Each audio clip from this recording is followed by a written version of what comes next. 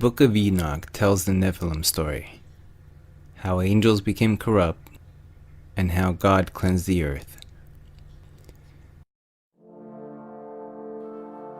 Corrupted angels. The Nephilim. Tremendous lifespans, a great deluge, and ancient and advanced knowledge are a few of the topics discussed in the book of Enoch.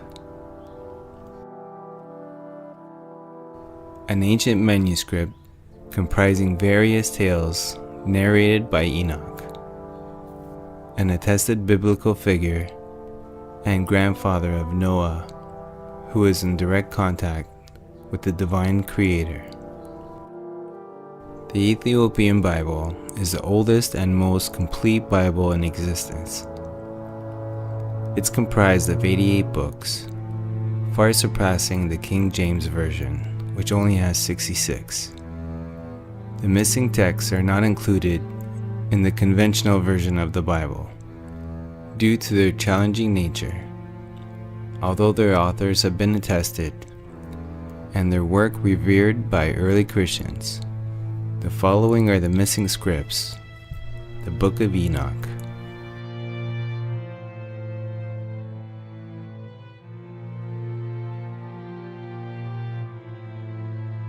The Book of Enoch, Esdras, Baruch, Maccabee, and various others that never made it to the current version of the Bible. Before being translated into Greek and Aramaic, the Ethiopian Bible was written in the extinct Ethiopian dialect known as Ge'ez, attesting it as the oldest holy scripture in the world. 800 years earlier, before the King James Version had surfaced. Enoch was the great-great-grandfather of Noah, the seventh generation of humans after Adam.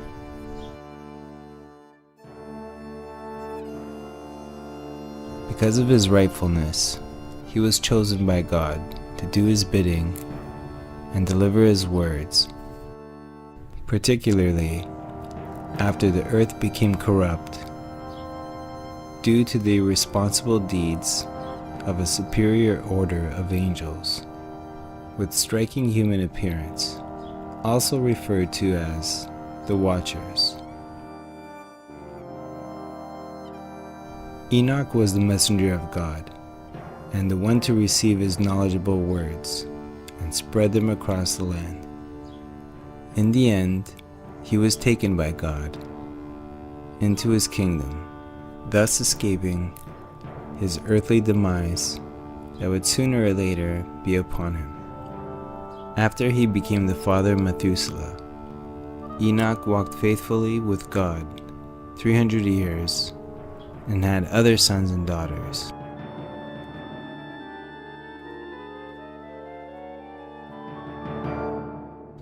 Although Enoch lived a total of 365 years, Enoch walked faithfully with God. Then he was no more, because God took him away. By faith, Enoch was taken from this life, so he did not have to experience death. He cannot be found, because God had taken him away. For before he was taken, he was commended as the one who pleased God. Hebrews 11-5.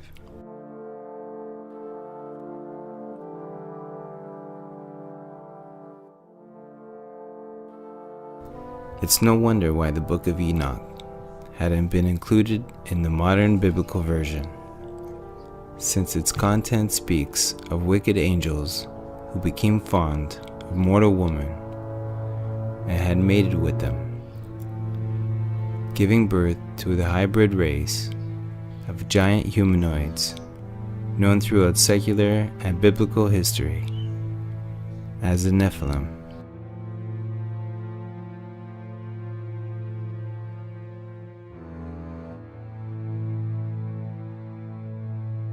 And it came to pass, when the children of men had multiplied, that in those days were born unto them beautiful and comely daughters. And the angels, the children of heaven, saw and lusted after them, and said to one another, Come, let us choose wives amongst the children of men, and beget us children. And Samaja, who was their leader, said unto them, I fear ye, and will not indeed agree to do this deed, and I alone shall have to pay the penalty of a great sin. And they all answered him and said, Let us all swear an oath, and all blind ourselves by mutual imprecations, not to abandon this plan, but to do this thing. Then swore they all together and bound themselves by mutual imprecations upon it. And so the angels plunged from the heavens to take wives of their own choosing, defying the Creator's judgment. They numbered 200 and were led by their leaders.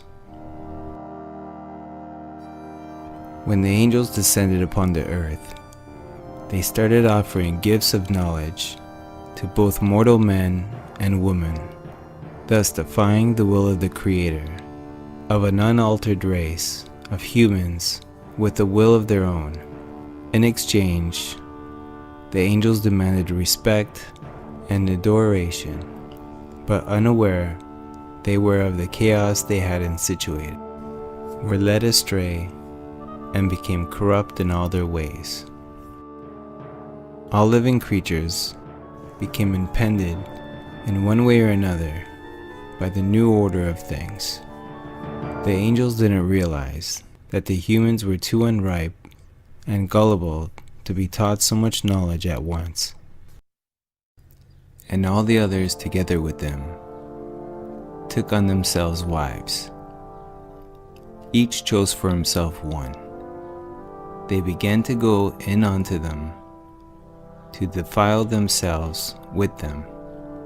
They taught them charms, enchantments, the cutting of roots, made them acquainted with plants.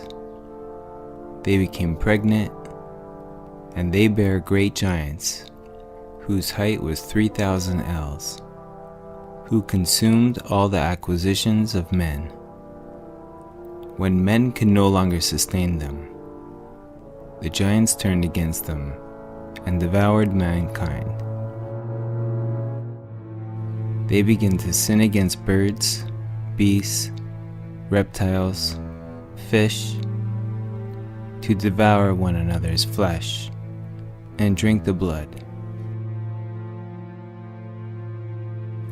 Then the earth laid accusation against lawless ones.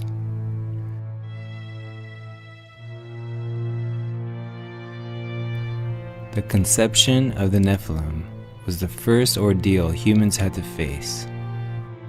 Intervening into the natural order of things had infuriated the Creator.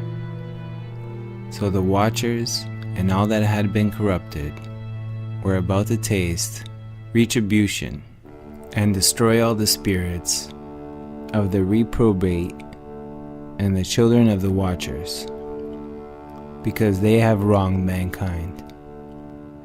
Destroy all wrong from the face of the earth, and let evil work come to an end, and let the plant of righteousness and truth appears, and shall prove a blessing. The works of righteousness and truth shall be planted in the truth and joy forevermore. And cleanse thou the earth from all oppression, and from all unrighteousness, and all sin, and all from all godlessness, and all the uncleanness that is wrought upon the earth, destroy from the earth. And all the children of men shall become righteous, and all nations shall offer adoration and shall praise me, and all shall worship me, And the earth shall be cleansed from all defilement, and from all sin, and from all punishment, and from all torment, and I will never again send them upon it from generation to generation forever. Although some may find it hard to believe, the great flood had been scheduled long before Noah came to be, and it was his great-great-grandfather that had spread the divine word. The cataclysm was inevitable, as prior to that moment in time, inhabitants of the earth became corrupted and could no longer live in peace.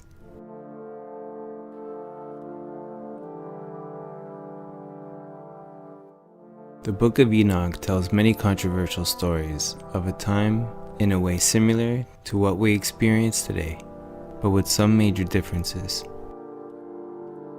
Before the Great Deluge, humans had tremendous lifespans, fact attested by the Sumerian kings list and the Egyptian pharaohs timeline. Although historians still consider this time frame in human history as unapproved and fictional, there are numerous accounts speaking of those days when gods walked among men.